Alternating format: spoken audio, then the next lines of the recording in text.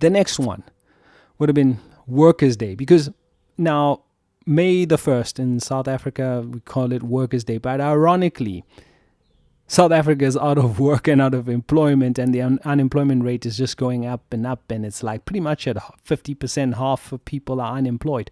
And it's a matter of this economy is just tanked under the ANC, and they have the audacity to call it Workers' Day. And I'm like, okay, look, I'm not trying to contradict myself by saying, well, you do not have to be employed to work. And that's not what I'm saying over here, people. That's not at all trying to message and all that. But I'm just saying that the government decree are so up against trying to destroy employers that they are willing to but they're willing to say that, well, look, we're going to honor the workers. And I'm like, how are you honoring the workers if you're shutting down opportunities and shutting down companies left, right, and center?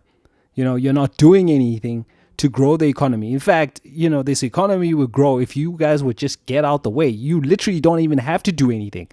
But just to show you that how the works of darkness, the works thereof, the evil one and the rebellion, and as far as the spiritual or the non-spiritual direction, well, let me put it this way. The spiritual is always there because you're either on this side or you're on that side. So it is spiritual misguided, then they're definitely spiritually blind, that they do notice that the way that their actions are is that they're not helping to grow things. So they must just get out the way. Like the prophecy was always given to me as far as ultimately people just getting sick of the ANC and the African National Congress, and of course it'll just be the political system as large, because like I said, they already made a work of the last election and made a muck of things. So the mere thing is that if they just simply stop putting themselves as so important, as in elevating themselves to this celebrity status, because as a worker, as in even if you are put in as an electorate or somebody that's elected in, you're supposed to be a servant of the people. Just like Christ was saying that, he didn't come to be served, but he came to serve, right? Essentially. And that's what you should be doing. And that's what the purpose of why God is allowing this system just to die out, that actual servant mentality of people who are part of the body of Christ are going to be now put in, especially that it's starting with these youth that are currently in the school system right now, that there's going to be a new order that God is going to be facilitating out of necessity, that the only way South Africa and the harshness that is going to happen here as far as the unemployment and of course people are going to be poor, but not necessarily poor in the sense of the poverty of the spiritualness, because the fruits of the Spirit are going to be growing. And remember, the primary thing is that your treasures should be stored up in the heavens where no one can reach it. And that's exactly what it's about. And no criminal can take that from you. And no one can, and instead of storing up things here in barnyards here on earth.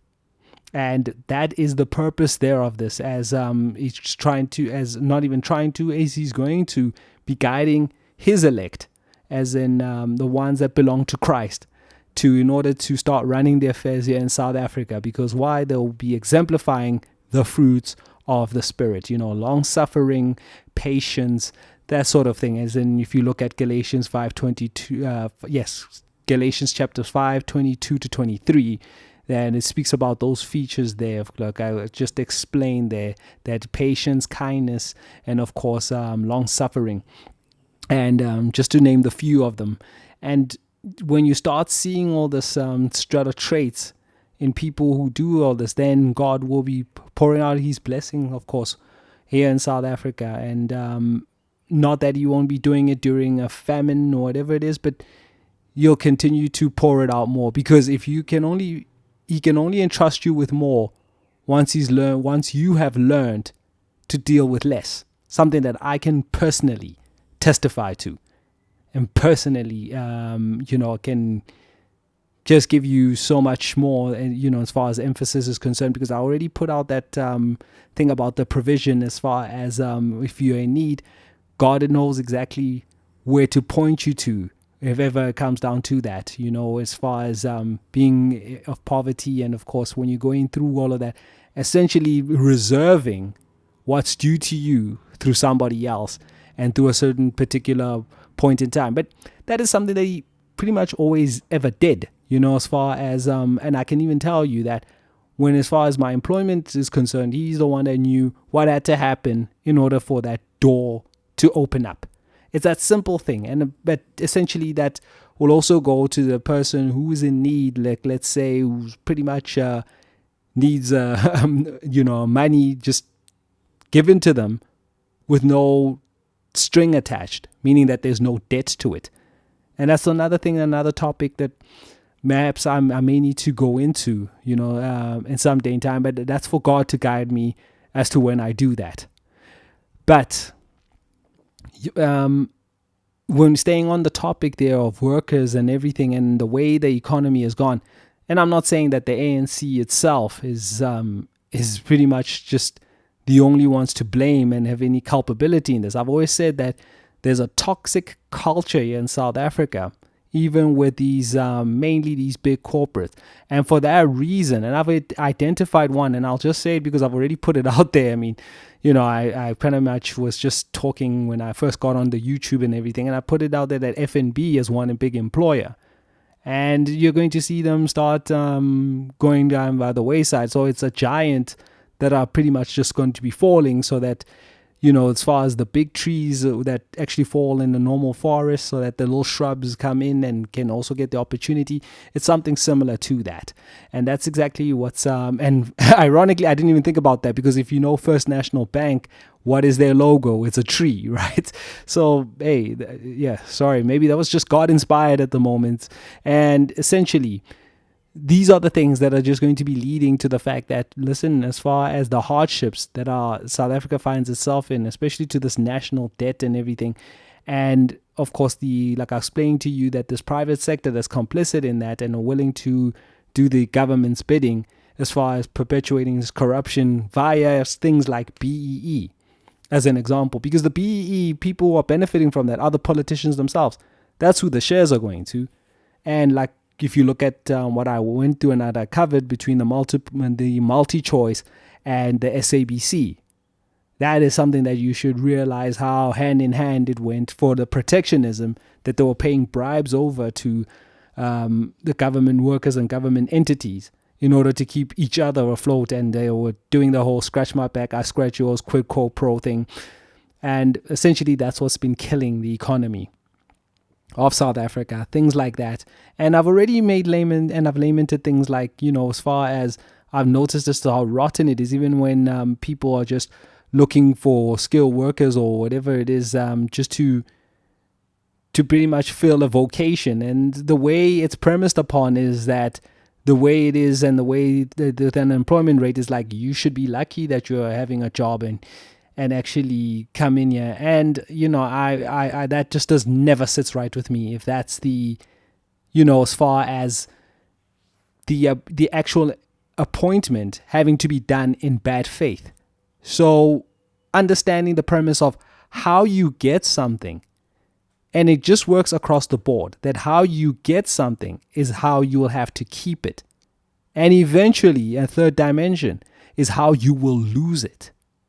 So always bear that in mind, that there's always going to be somebody who's going to come in more desperate than you and willing to bend the knee more. And I'm not talking in the sense of revering Christ as in every knee will bow. No, I'm talking about the ones that will actually just go on all knees and do the most deplorable of things just to actually get a job, keep a job, because their serve is money.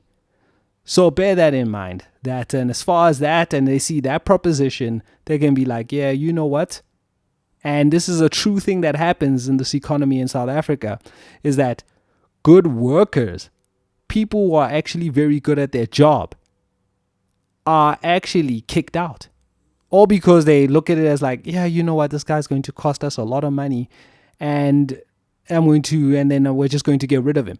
That's essentially what actually happened to me. Because How I lost a job was the fact that I was supposed to be on the next salary band, meaning that I was supposed to get a 5,000 Rand increase at the time and put myself on the next band due to my annual review and everything that I'd done. And, so much so that I had the executive and my line manager, and the executive put pressure on my line manager to actually produce the proof that I had now deserved my bonus, meaning that I had worked enough to get my promotion and get on the next salary band. And that's when the trouble actually really intensified even further, because I was due my next thing. So yeah, I had to make a decision, and the decision was, listen, I'm just going to walk with my dignity here, because this is a whole lot of rubbish. I can't be taking this. So what I'm saying is this, as far as what God has given us, and remember, the law is written in our heart. And when something does not sit right and is not conscionable for you, that's when you should know that perhaps you go into your prayer room and you ask God, listen, what do I do? And chances he's going to tell you to walk at that point, because if he's not going to remove the obstacle in front of you, it means that he will have to remove you and redirect you elsewhere. So that's all. I'm just saying that, of course, I know I'm using my whole personal conjecture and personal experience just to convey certain things, but it is more relatable to those that will truly want to understand the actual nuances that happens with the corporate culture here in South Africa. That, as far as what I'm saying is that people are saying, oh, companies, certain things are like, well, companies are having it hard because of the government. And have you ever stopped to think that perhaps these executives at these corporates and everything, actually, them and the government, as far as the ANC, deserve each other? And why God is now making a plan for everybody else that actually chooses to follow him. I'm just saying that, it's a tough thing. Of course, companies falling and, people getting unemployed and everything, it is a tough thing. But sometimes you also got to think about, what does it say about a person's value system, that you should pray that God is the one to realign them, and let those, as far as the saying says, as the Lord Jesus said, let the dead bury the dead at that point, and just let it be.